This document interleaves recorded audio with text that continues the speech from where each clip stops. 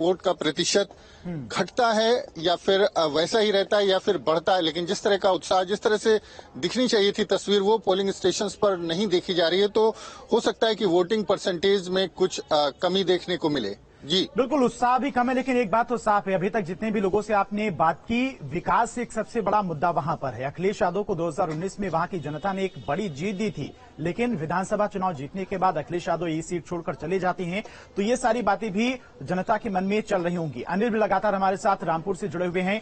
अनिल, ये जीत समाजवादी पार्टी के लिए कितनी है? मैं क्योंकि 2019 के लोकसभा चुनाव में वो परिणाम समाजवादी पार्टी को नहीं मिले और 2022 की विधानसभा चुनाव में भी जीत नहीं मिली, तो ये जीत दोनों सीटों पर जीतना कितना समाजवादी पार्टी के लिए अहम हो जाता है?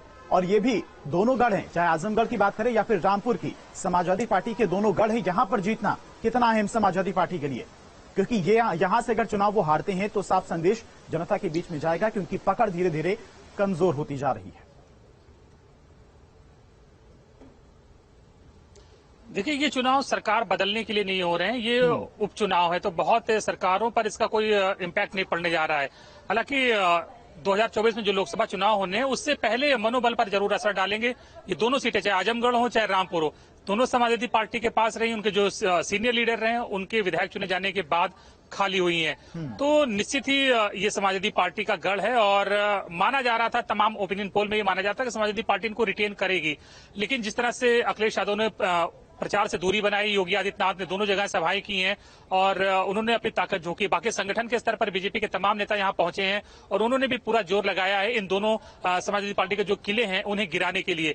तो अगर बीजेपी इन दोनों सीटों में से एक भी सीट जीतती है तो उसका जो 2024 का जो लोकसभा चुनाव होना है उस पर बड़ा असर होगा, मोरल बूस्टर होगा इससे। और ये दोनों सीटें बीजेपी के लिए बहुत मुश्किल चुनौती हमेशा से रही हैं। तो बीजेपी पूरा जोर लगेगी कम से कम एक सीट तो वो यहां से हासिल कर ही ले, चाहे आजमगढ़ हो या रामपुर हो।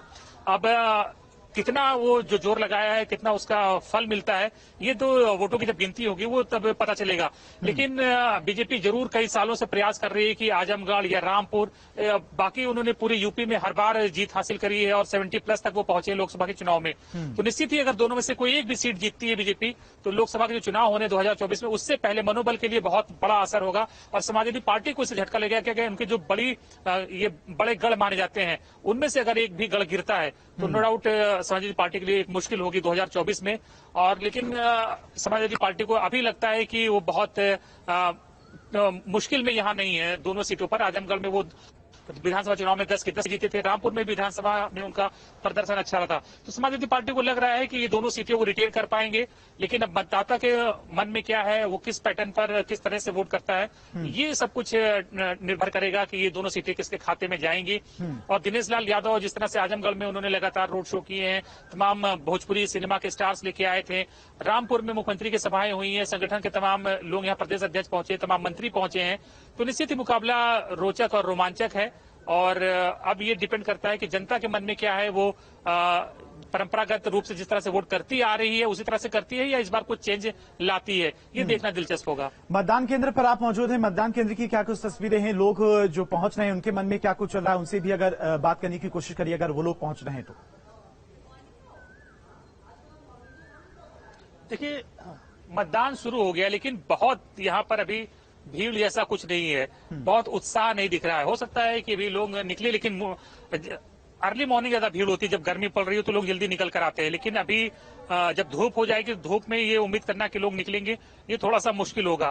तो अभी उपचुनाव को लेकर लोगों में बहुत उत्साह नहीं है। अभी हमने एक सज्जन से बात करी तो उनका कहना था कि एक इलेक्शन में 2 बार चुनाव हो जाए तो वो ठीक नहीं है, इलेक्शन अपने समय पर होना चाहिए। लेकिन अब यहाँ उपचुनाव हो रहा है और मतदान केंद्र देखिए, ये पिंक बूथ भी है, पिंक बूथ पे भी कोई आपको भीड़ नजर नहीं आ रही होगी। भीड़ तो क्या, मतलब सिंगल व्यक्ति भी आपको वोटिंग कास्ट करते हुए यहाँ नहीं दिखाई दे रहा। और ये नॉर्मल कक्ष है जहाँ पर वोट पड़ रहे हैं, यहाँ पर भी कोई भीड़ नहीं है। हालांकि सुरक्षा पूरी की गई है, फोर्स बहुत भारी संख्या में तैनात की गई, 2058 पोलिंग स्टेशन हैं।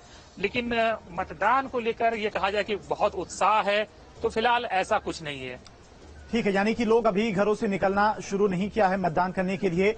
मानवेंद्र का रुख करते हैं। मानवेंद्र, जिस तरह से लगातार बातें भी हो रही हैं कि जीत को लेकर कहीं ना कहीं समाजवादी पार्टी की बात करें, अखिलेश यादव की बात करें तो आश्वस्त दिखाई दे रहे हैं और इसी वजह से वो प्रचार करते हुए भी नहीं दिखाई दिए। जिस तरह से बीजेपी के तमाम दिग्गज मैदान में प्रचार करने के लिए उतरे थे, चाहे मुख्यमंत्री की बात करें, डिप्टी सीएम केशव प्रसाद मौर्य की बात करें, उस तरह से समाजवादी पार्टी की तरफ से प्रचार नहीं देखने को मिला। हालांकि आजम खां अपनी पूरी ताकत लगा रहे थे क्योंकि दोनों ही सीटों पर एमवाई समीकरण को साधने की कोशिश की गई, लेकिन अखिलेश यादव को 2019 के लोकसभा चुनाव में एक बड़ी जीत मिली थी। आजमगढ़ से वहां की जनता ने उन्हें जिताया था, लेकिन विधानसभा चुनाव जीतने के बाद वो सीट छोड़कर चले जाते हैं।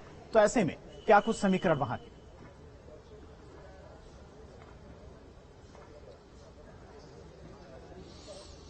जी देखिए, अगर हम बात करें बीजेपी और समाजवादी पार्टी के प्रचार के तरीके के अंतर में, तो ये कहा जाता है कि बीजेपी एक ऐसी पार्टी है जो लगातार 5 साल तक, 5 साल जो है वो इलेक्शन मोड में रहती है 24 घंटे, और उसके नेता, उनके तमाम नेताओं से लगातार वो बयान भी देते आए हैं कि हमारे लिए कोई चुनाव जो है वो छोटा बड़ा नहीं होता, हमारे लिए एक सीट का भी चुनाव है वो उतना ही महत्वपूर्ण होता है, और वो उसी तरह से लड़ते हैं, उसी शिद्दत के साथ जिस तरह से आम चुनाव होते हैं। तो लगातार जो बीजेपी के लोग हैं वो चुनाव प्रचार करते हुए यहाँ पर दिखाई दिए, मुख्यमंत्री दिखाई दिए, अखिलेश यादव यहाँ पर नहीं पहुंचे थे। लेकिन अगर हम यहाँ की आजमगढ़ और की बात करें तो खोने के लिए जो 2 सीटों पर जो उपचुनाव हो रहा है, खोने के लिए बीजेपी के पास ज्यादा कुछ नहीं है, और समाजवादी पार्टी के नेता अखिलेश यादव की प्रतिष्ठा निश्चित तौर पर दांव पर लगी है, क्योंकि उनके सामने सीट बचाने की कवायद है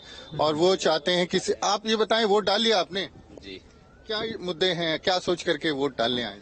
जो अच्छा काम करे उसको वोट देना है। जो अच्छा काम करेगा वोट देना है। तो आपको लगता है कि यहाँ पर कुछ अच्छा काम किया है किसी ने? ठीक है, अपने अपने मुद्दे हैं और मुद्दों को लेकर तमाम जनता वोट डालने के लिए पहुंच रही है। आप बताएंगे क्या मुद्दे हैं? मानवेंद्र और अनिल, आप दोनों लोग नजर बना रखिए, आपके पास हम फिर से आएंगे और महाकवरेज लगातार दोनों सीटों से जारी रहेगी। हर एक बूथ की हर एक अपडेट, हर एक तस्वीर न्यूज स्ट्रीट के जरिए अपनी जनता तक पहुंचाते रहेंगे। और चलिए आगे बढ़ते इसी बीच एक बड़ी खबर आपको बता दें, नोएडा से इस वक्त की बड़ी खबर है। सेक्टर 8 में गत्ता फैक्ट्री में भीषण आग लगी है। दमकल की 12 गाड़ियां मौके पर मौजूद हैं। आग लगने के कारणों का खुलासा फिलहाल नहीं हो पाया है और किसी के हताहत होने की खबर भी नहीं है। तो नोएडा से इस वक्त की बड़ी खबर है, आग का तांडव देखने को मिला है।